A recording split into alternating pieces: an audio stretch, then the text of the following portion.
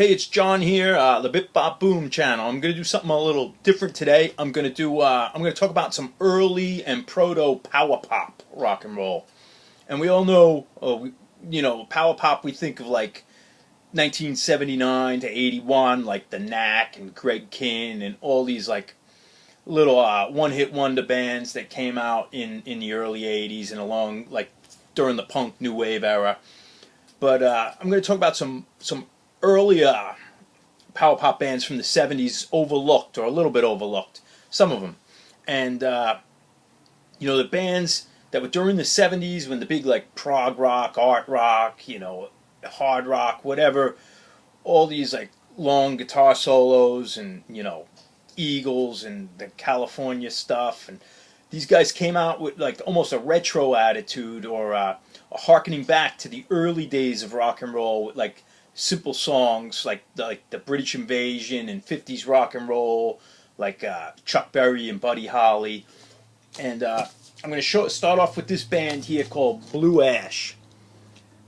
And this is there from, I think, Youngstown, Ohio. Definitely Ohio. And if you look at this record, you're thinking like almost just like some 70s hard rock band. Maybe like their jackets look a little strange, but they could almost look like Deep Purple without those jackets. Who knows what this is? It looks like a 70s rock album. But if you look at the back, they've got 12 songs on here, and every song is 2 minutes or 3 minutes. Nothing's longer than maybe 3.5 minutes. Like one song's 3 minutes 50 seconds, but everything else is well under that. And nobody was doing this stuff in that era. This is 1973, and it's very Beatles-esque, short, catchy, simple, and hooky. And that's early power pop.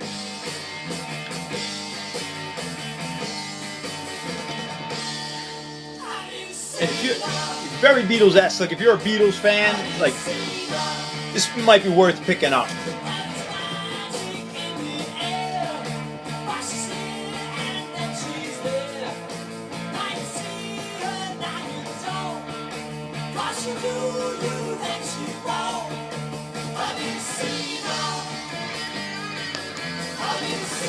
Anyway, that's that.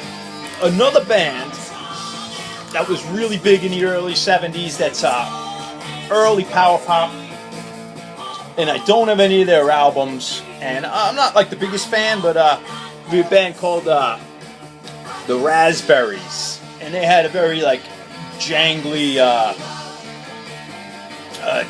like Rickenbacker guitar sound, and definitely this stuff was all influenced off of like the bubblegum rock of the late 60s, Buddy Holly, of course, and like I said, the British Invasion.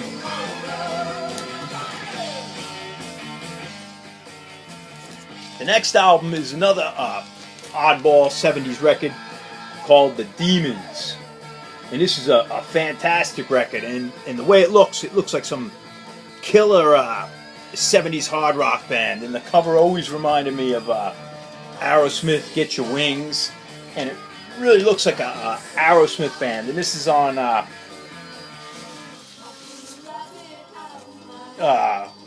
Mercury Phonogram, Mercury Records. They're from New York, and I will pop them on because they are not a hard rock band at all, even though that's what they look like. But great New York.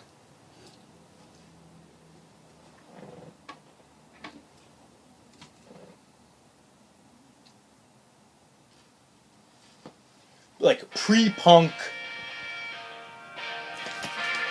This is 1977. Really cool.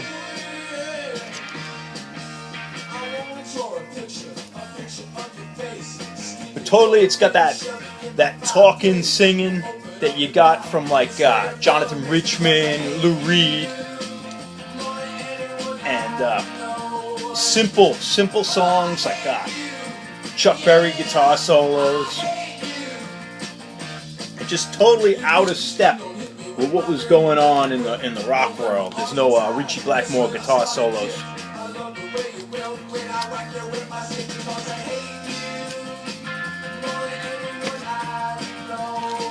And another band like the Demons, except from Boston, very famous Boston band. You know, in Boston they're well known, but the Real Kids. And this is a reish from Norton Records, but I think it was on Red Star Records originally in, I think, 1977. And it was right before punk. You know, there was kind of during and before punk, but they were not influenced by punk. And, you know, but as soon as punk broke, these bands all kind of got linked together. And great, you know, almost garage rock, power pop hooky songs, very influenced off the Animals and garage rock, but still Buddy Holly. Yeah, I think they cover Rave On, you know, but real good originals, you know, clever and quick. Really good.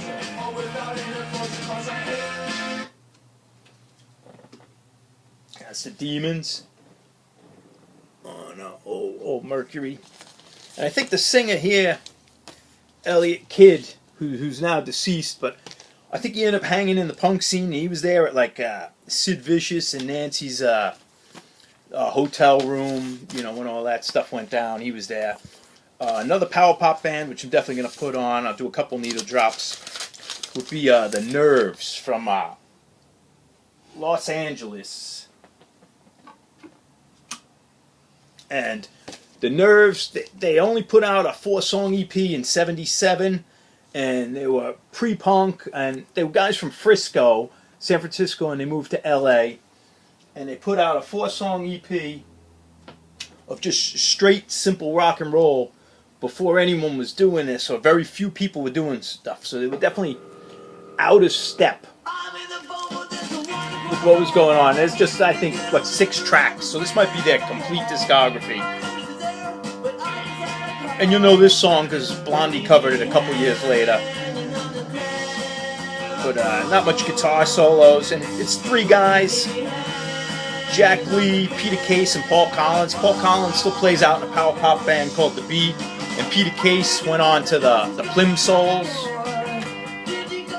And maybe while I'm on this, I want to go off on a slight tangent and discuss a band that was very influential to power pop and New York bands like even Lou Reed, but definitely the New York Dolls and Johnny Thunders and the Dictators, just the whole New York attitude.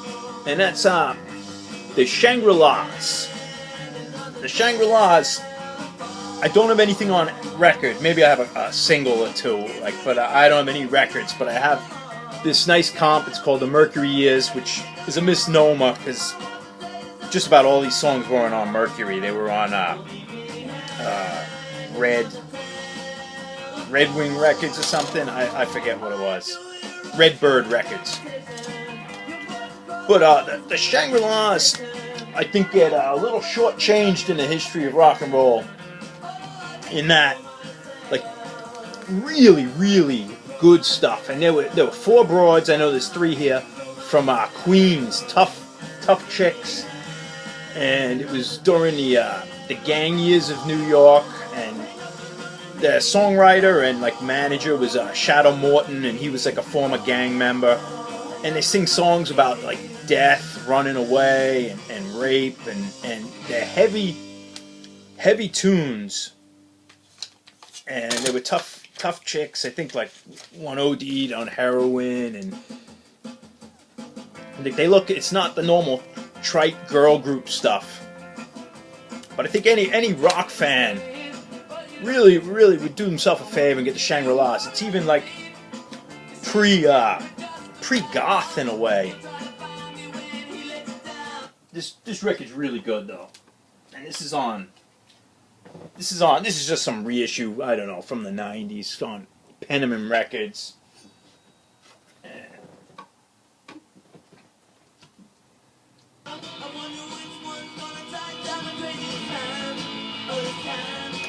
Not quite punk, you know, but not yet you know, it almost sounds like punk, but not influenced off punk.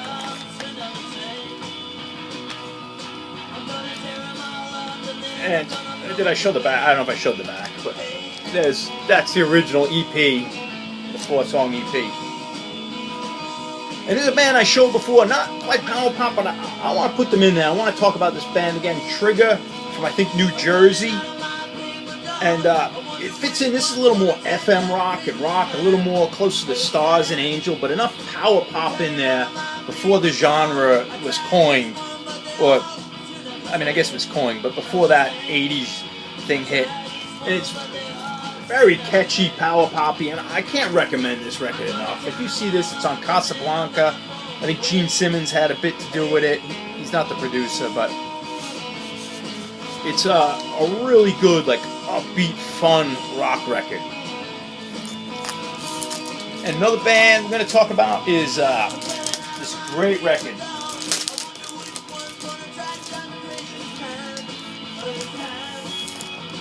You can throw Big Star in there too. Another like out of step band. But here's a band called Milk and Cookies from I think Long Island in New York. And this would be 1975. And it's a great power pop record. Actually on the Nerves too. I got to see I saw a reunion of them. Like maybe about 15 years ago. Or maybe not even that many. Maybe like 10 years ago. A really good show, although the set list was pretty short with their hits. But anyway, Milk and Cookies, this is a killer record, and this is in perfect condition. I am psyched to have this. This is on Island Records. And New York band, hang on a sec.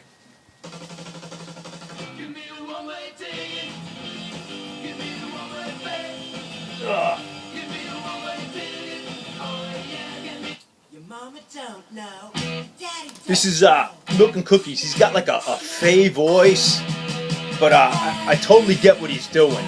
A little glammy, bubblegum, but total rock. But that totally got that whole like, check out the inner sleeve. This is just fantastic. Totally got that whole like 70s roller rink, like hanging out thing, almost like what the Runaways had.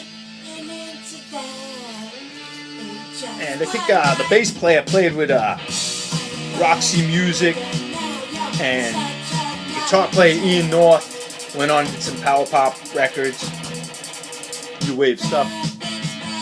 Yeah, Sound Maida, the bass player, went on to play with Sparks and with Sparks and Roxy Music.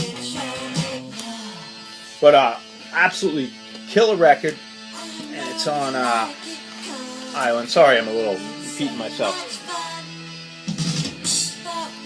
And I saw a reunion of this band. I think they only did a one-off reunion, and they were fantastic.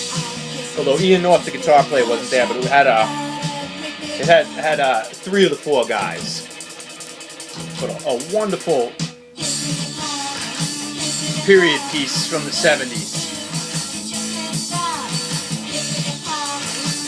And I'll show you another band, New York band, called the Tough Darts.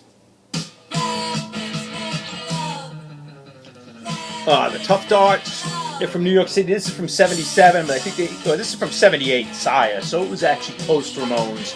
They kind of lumped in with the early CBGB scene, but they would have happened without punk rock. They were already around. I think the original singer was Robert Gordon, the rockabilly guy from the 80s.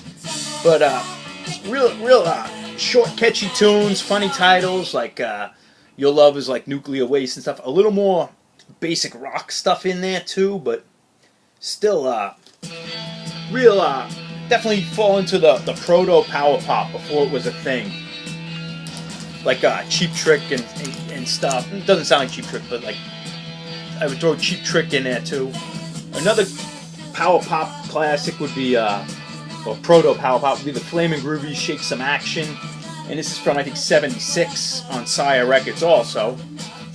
And they were like late 60s, early 70s like rock band from San Francisco, and they didn't fit in with the hippies at all. The early records were like tough Stones, slide guitar, like rough and ready albums. which I actually prefer more than this. But by 76, they're going more for Beatles, British Invasion sound. And Shake Some Action, the Dictators ended up covering. But there was nobody doing this sort of stuff, just a handful of bands during the Led Zeppelin, Black Sabbath years. And that's about it for my proto power pop. You know, I got a lot of real power pop. I don't know if I'll ever delve into that, but some cool, underappreciated 70s records you might dig if you like Big Star, Lou Reed, Jonathan Richman, and plus like 50s rock and roll. Cheers.